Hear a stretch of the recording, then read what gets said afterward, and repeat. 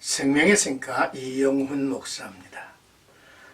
하나님께서 오늘 우리에게 주신 말씀은 에스겔서 48장 1절에서 12절까지 북쪽 7지파에 준 새 땅이라고 하는 주제가 되겠습니다. 에스겔 48장은 회복된 땅을 12지파에게 분배하는 내용이죠.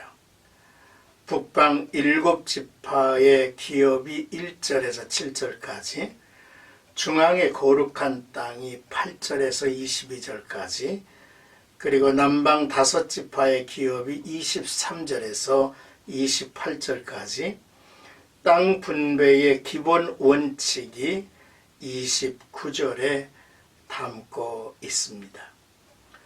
오늘 본 단락은 1절에서 12절은 이스라엘의 12지파 중에서 거룩한 구역 북쪽 7지파에게 분배한 땅과 거룩한 땅의 중심인 성전과 제사장의 기업에 대해서 말씀하고 있습니다. 먼저 1절에서 7절까지는 7지파, 북쪽의 7지파를 위한 땅의 분배에 대한 내용이죠.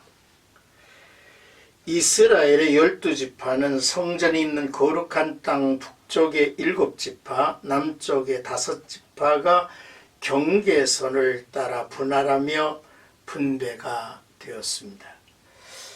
앞서 말한 북쪽에서부터 남쪽으로 내려가면서 소개가 되고 있죠. 북쪽 지역에서 가장 위쪽에 분배받은 지파는 단과 아셀과 납달리 지파였습니다. 이 세 지파 가운데 단과 납달리는 라헬의 여종 빌하가 야곱에게 낳은 아들이며 아셀은 레아의 여종 실바의 아들입니다. 이어서 요셉의 두 아들 므낫세와 에브라임 지파, 그리고 르벤 지파, 유다 지파 등 7지파가 북편에 거주하게 되었습니다.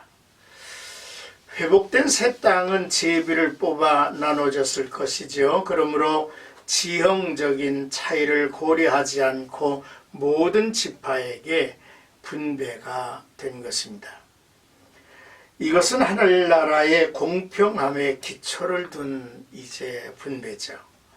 기업을 분배하는 자들에게 지형적인 차이는 문제가 되지 않았을 것입니다.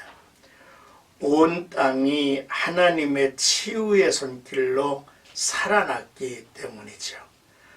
더욱 중요한 것은 하나님께서 다스리시는 새로운 통치와 질서에 참여할 수 있게 되었다는 사실일 것입니다.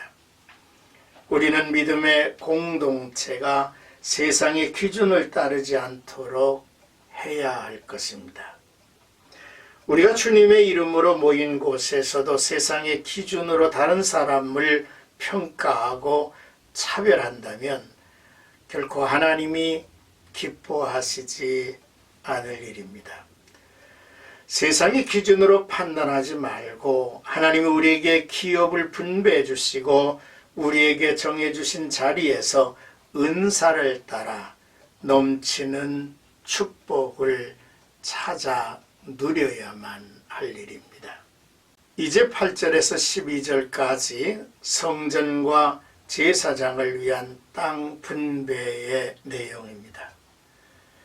이스라엘의 영토 가운데 한 구역을 구별해 하나님께 예물로 드려야 했죠. 땅의 너비와 길이가 25,000척, 정사각형 모양에서 길이를 위에서부터 1만 척은 레위인의 구역이고 아래로 이어진 1만 척의 구역을 만들어서 그 중심에 가로 세로 500척 규모로 네모진 성전을 짓게 했습니다. 그리고 성전 주변의 구역은 사독 제사장의 구역으로 정해졌죠. 그리고 나머지 아래 5,000척의 구역은 성읍의 기지로 누구든 구별 없이 자유롭게 머물 수 있는 곳으로 정해졌습니다.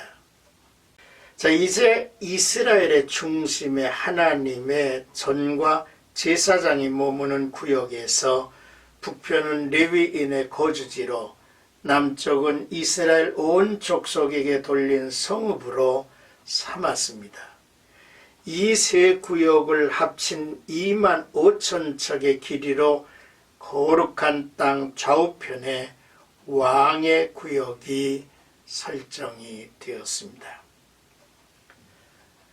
새 언약, 새 성전 시대는 지파별 땅의 분할이 현대 신도시의 설계와도 같습니다.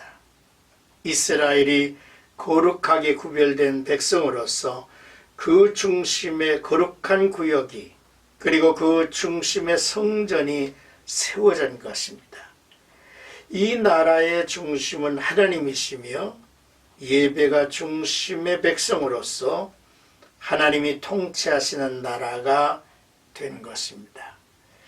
이 나라에서는 군주인 왕은 성전, 제사장, 레위인 그리고 이스라엘의 온 백성을 좌우에서 섬기는 위치에 머물게 했다는 것이 참 상징적이기도 하지요.